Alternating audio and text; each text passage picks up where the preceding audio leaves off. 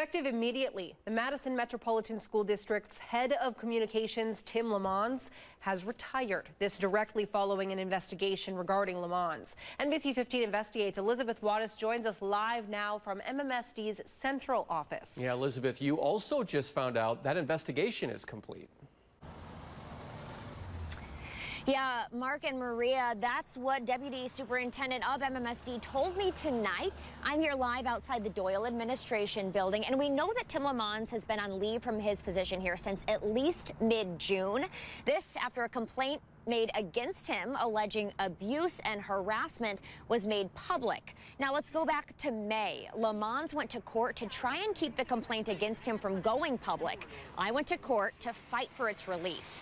A judge agreed and released it. We found out that complaint was 14 pages long, written by former and current employees of MMSD, filled with personal grievances and accusations of emotional abuse, bullying, unequal pay, and harassment.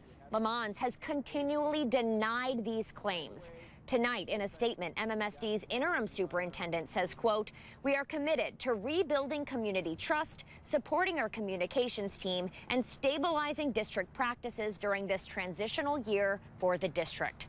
Now, I do want to emphasize, we do not know if Tim LeMonds' retirement has anything to do with that investigation or the complaint against him just yet. We do know, though, that that investigation has concluded. So what's next? We want to know the findings of that investigation. I have already filed an open records request to get you those answers. But for now, live in Madison, Elizabeth Wattis, NBC 15 Investigates.